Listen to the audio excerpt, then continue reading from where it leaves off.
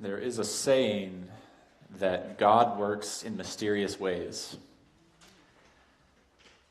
What a load of crap.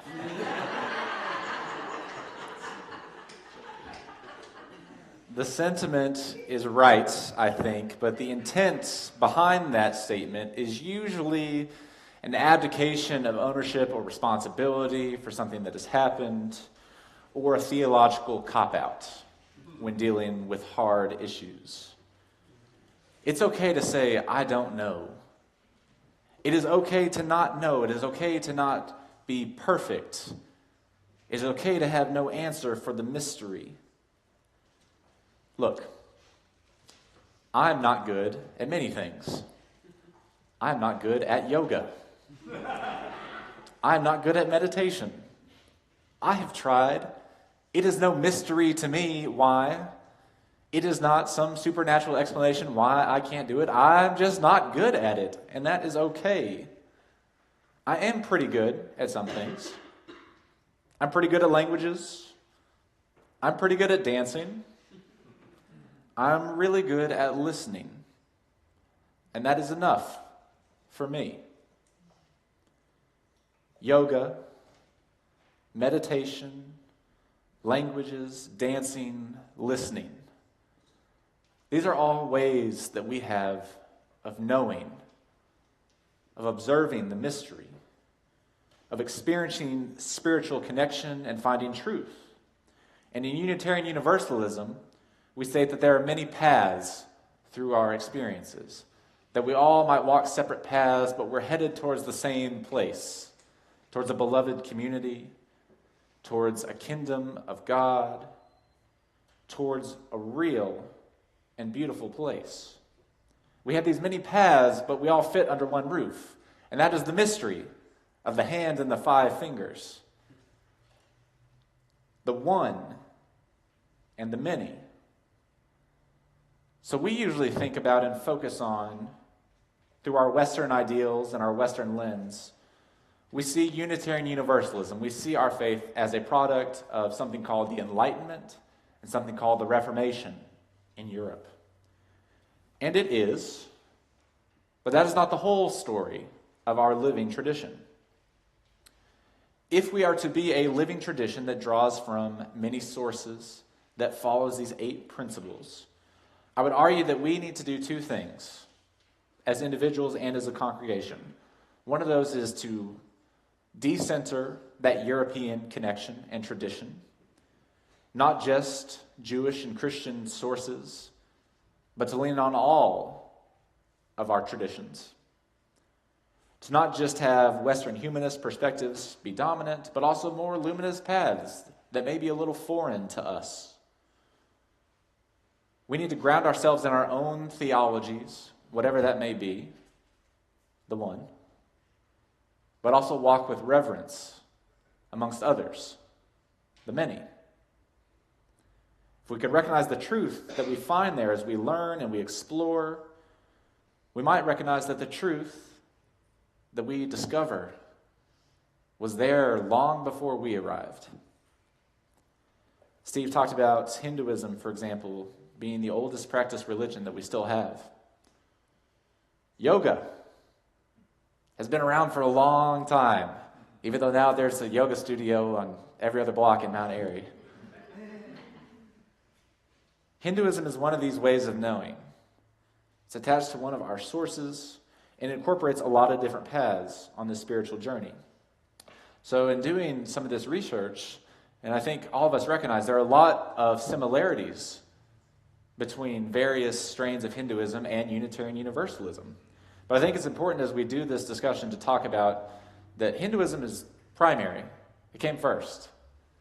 And this is not Unitarian Universalists discovering something. It's not finding a new toy in the spiritual supermarket that we can take out for a test drive. And so I'm conscious of our services and how we walk with reverence. That it's not just about having Hindu prayers a few times a year. And it's not about trying to find some way to appropriate things when it gets to be near a festival. And it's something that I'm prone to do, but I feel that waters down our faith, and it waters down the faith of others. It is not a mystery. So it's something for us to think about and wrestle with as we engage and as we explore the various Hinduisms, the various philosophies. As we search for authentic connection and mutual exchange, I want to challenge us to think deeply about what we do here and how we are in community with others, those who practice Hinduism and other religions in our neighborhood, even if they don't sit in these pews. Unitarian Universalist Forrest Church spoke about the cathedral of the world. He said that in his conception of how the Holy Mystery works, it's like we're in a giant sanctuary with stained glass windows with light filtering through. And that there are all these various kinds of stained glass. Some seem more familiar, some seem completely alien. But the light that comes through is all coming from the same source, even though it might create different patterns on the floor. How can we be the one and the many is our question for today. So when we dive into Hinduism, it's important to note that Hinduism, the word itself, is a blanket statement that comes from outsiders. It's not an exact definition. It's inappropriate to paint Hindus with a broad brush, as we learned. There are many different ways to be a Hindu. The schools of Hinduism can't be so easily distilled, but Steve has given us the basics. More than 330 million gods and goddesses. Thinking about one God in many forms, the one and the many, the mystery. Sacred texts that range from the Vedas, the Upanishads, Sanskrit epic poems, the Mahabharata and the Ramayana, the direct passing of knowledge through yoga practice, through visiting gurus, learning from swamis, and other leaders as they pass down to their disciples. It's a lot more than we can cover in 15 minutes. But I want to read from the Pluralism Project, part of the Harvard Initiative, that it says, Hinduism emphasizes a common, although not universal, currency, that the universe is permeated with the divine, a reality often described as Brahman. The divine can be known in many names and forms. This reality is deeply and fully present within the human soul, that divine reality. That the soul's journey to self-realization is not accomplished in a single lifetime, but takes many lifetimes. And the soul's course through life and afterlife is shaped by one's deeds, karma. We learned about, this is deeply tied to Indian culture and Indian identity. It stands alongside Buddhism, Sikhism, and Jainism. That there are various schools of thought, various ways of knowing, the ways of devotion, the ways of yoga, the ways of knowledge. But Hinduism is the one and the many. And that's what I want us to talk about and focus on. To examine what it means for us here. Some of us may identify as Hindus. Some of us may have done a yoga class. Some of us may practice mantra meditation. These classical Hinduisms, I find, contain ideas of Unitarianism and Universalism, but not necessarily in the European framework that we usually ascribe to them.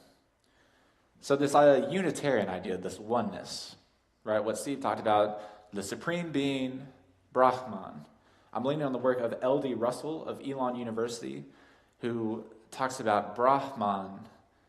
The pronunciation, it's a breathy sound, Brahman. The breath of life, according to Hindu scholars. The breath of life, like the word ruach, the breathiness of everything. This oneness, this divine reality that permeates everything, including the human soul, the human consciousness. There's this breathiness to it that you have to always be cognizant of. If you've ever done a yoga class and failed at it like I have, you know that yoga involves focusing on your breath. That mantra meditation involves focusing on your breath. That breath is central. It is the spirit of life It is that life that runs throughout all cultures. From the Rig Veda, part of Hindu scripture, speaks of Brahman as the breath which is life. Another hymn speaks of it as how all the world moves and breathes. That the whole world breathes, that breath encompasses the whole world, this Brahman. Arise, the breath, the life again hath reached us. Darkness has passed away and light approaches. This breath that bears life and light within itself.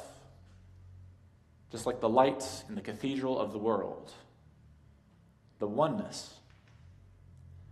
So I like this idea, this Unitarian idea, that there's this oneness that is fundamental to everyone's life, the need to breathe.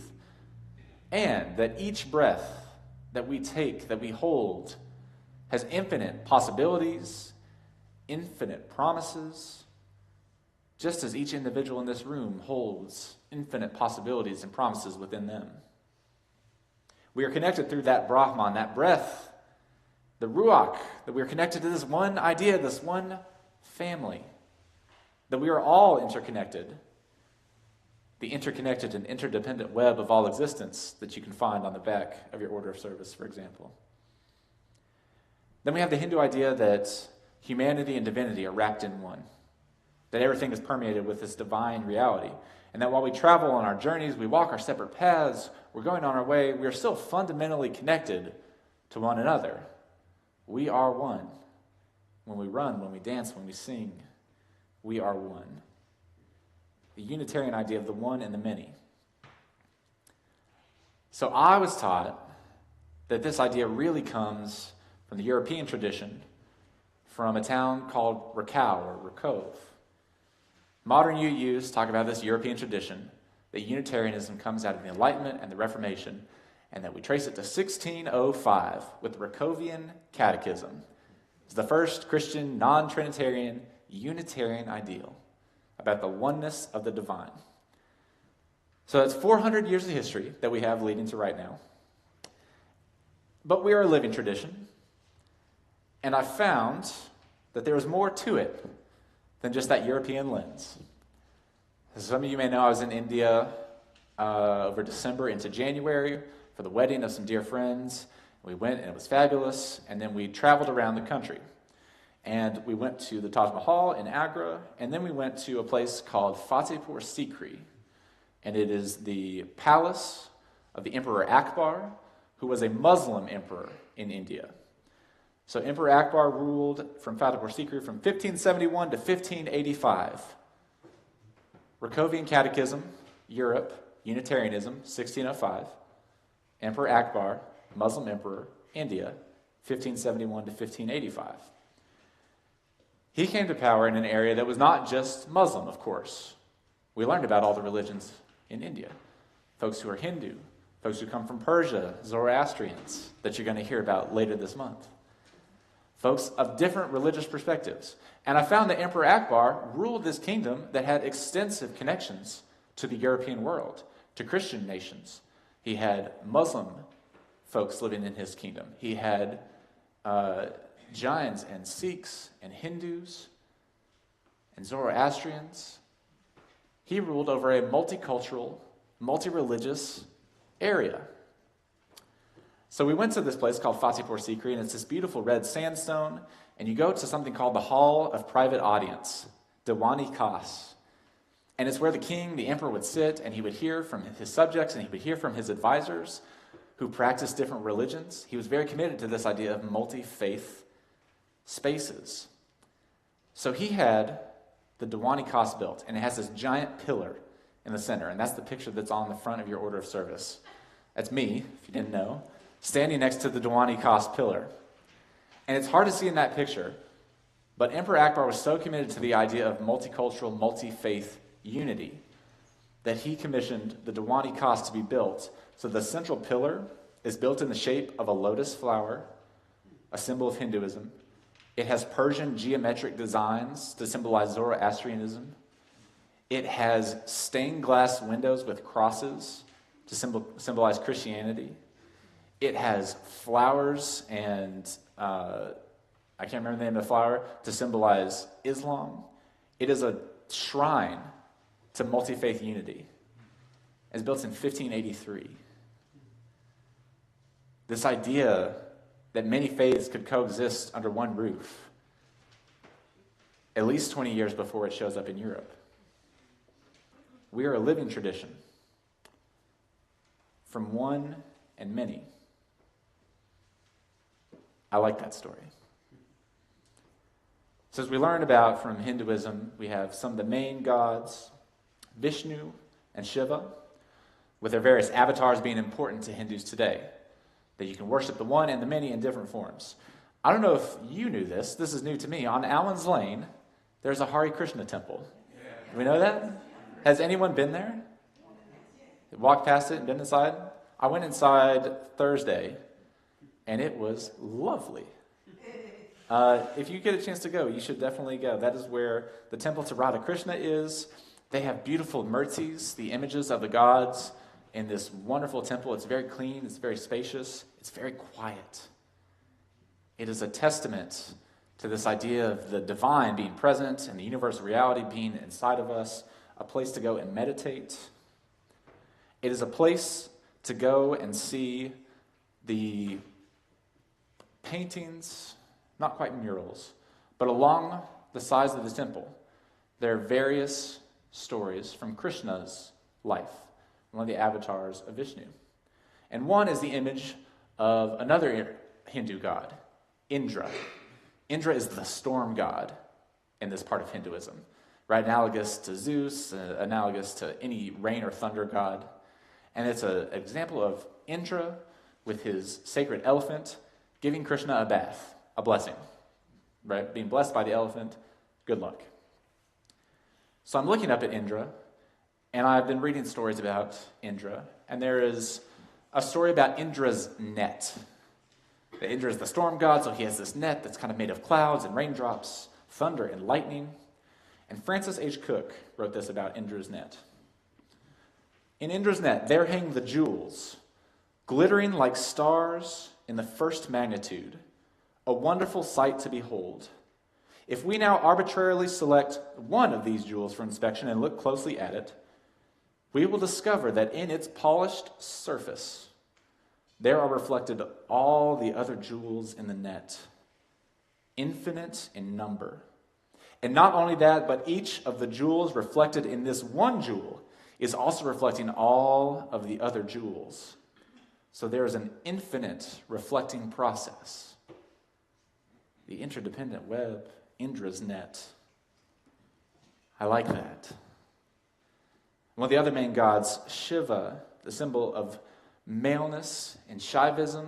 I talked with one of my friends whose family are devotees of Shiva. When they go to temple for darshan, to see the holy, to see God, they go and there are various aspects, there are various murtis, and occasionally there's a Shiva linga, some of us might be familiar with, the symbol of kind of maleness and power. But there's also the counterpart, the feminine divine, Shakti, that is part of worship in Shiva's temples. Shakti is this idea, this feminine power, girl power, literally. This divine feminine that flows through everything. They say it was present at the creation of the world. It is what flows in and out. It is the energy of the universe, the holy mojo, the holy juice. I was enthralled by this, that there is this balance and aspect, the one and the many, and this universalist idea that flows throughout everything. So I was watching a documentary on it, and it's about a British guy whose name is Dan Cruikshank, and he goes to India, and he's finding all these sacred spaces, right? And it's a little bit of exoticism. It's this white British guy who goes, but he walks so reverently through it, and he takes it so seriously, even though it is not his culture, it is not his tradition. And he goes into a Shiva temple, and he sees the Shiva linga, and he learns about Shakti, and he gets blessed by an elephant. And it's his birthday. And he says, this is good luck.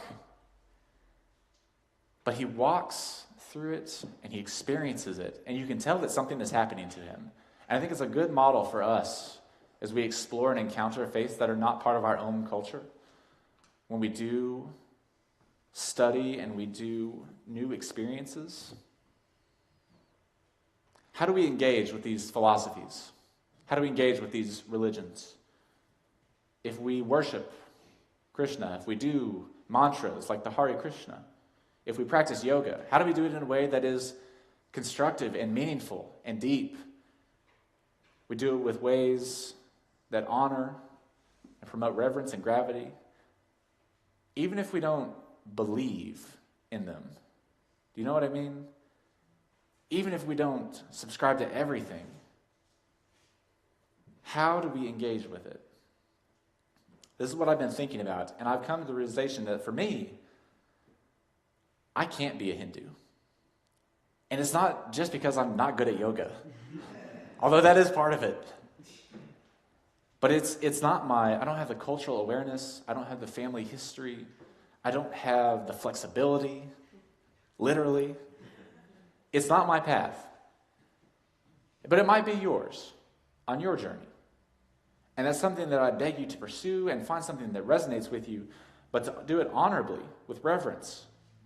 Because for the folks at that temple, it's not just one of the many. It's the one and the many. For me, my Christianity is one. But it's not just the one, it's one of the many. So as we travel these paths, I ask us to do it with reverence, to see ourselves in Indra's net, to see that it's not just the one, but in the one you can see reflected all of the others. And in the reflection of all the others, you see infinite reflections. Some of the Hindu traditions seem very Unitarian Universalist. The fire altar, for example, to have a lit fire every time you gather for something sacred. I wonder what that would be like. The idea of this oneness and this interconnectedness, these are all familiar ideas for me. But like I said, it's not something that for me to discover and for me to use in a way that is not authentic. It's something for me to explore and interact with, to be strengthened by, to be reflected, to see reflected in my own tradition. It's something for me to encounter and dance with. And I use the word dance intentionally, not just because my prime memory of being in India and interacting with Hinduism was through this incredible period of dance at this wedding. It was a joy to dance at my friend's wedding, but it was also a joy to see how their religion was reflected, to see the blessings in the Sanskrit poems being read, to see the worship of the god Shiva, who is said to be the dancer, the god of dance. A dance that is not just to dance, but in Hindu mythology is also said to dance and create the destruction of the world before it is reborn.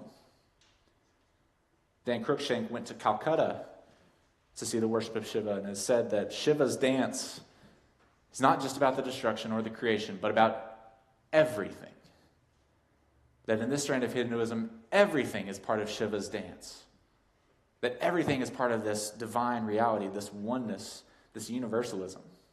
L.P. Russell says, we dance with Shiva and we are Shiva's dance. And that points to the last topic I want to highlight today. The idea of reality being cyclical, things being born again and again, things dying off and being reborn. Shiva's dance, not just destructive, it's not just about the destruction of the world, but sometimes it feels like our world can be so easily harmed, destroyed. When we get bad news, when we hear about massacres and mosques on the other side of the world, people's worlds are destroyed all the time. And it is faith, it is spirituality, it is the way that someone comes to us and says, God works in mysterious ways. It is in those times that we need to look for the light that keeps shining. And it might come from a place we least expect. When it feels like the glass of our world is shattered into a million pieces, like the stained glass is lying broken on the floor, we lean on our own traditions, our own history, our own religion. For those who do yoga, who pray to Krishna, who breathe Brahman, who breathe that reality, we might learn something from that that allows us to rebuild our own theology. Like Steve said, putting something back together, taking the stuff that is good, rebuilding our stained glass windows so the light keeps coming through. On our journey, it is honest and natural to pick up things as we go on, either souvenirs from our journey or tools that we might use when things get hard, when we need to express joy. We need each other's truths to help ground us. That's why we're doing this series. It's not to try to convert you. It's not to tell you that you can't practice anything from Hinduism. It's to remind us that we need to be in community with one another.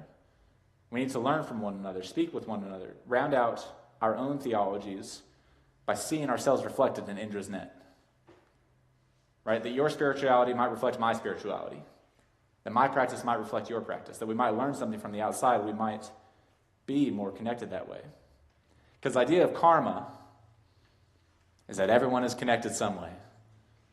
That your actions have ripples throughout time and space. That we are all connected. That we are made of dust, and to dust we shall return. That from the beginning of the creation of the universe, 13.8 billion years ago to now, the same stuff that makes up the stars and the planets makes up you and I. That one reality. Brahman, Ruach, Om. We are the one and the many. It's Dan Cruikshanks when he gets blessed by the elephant in India.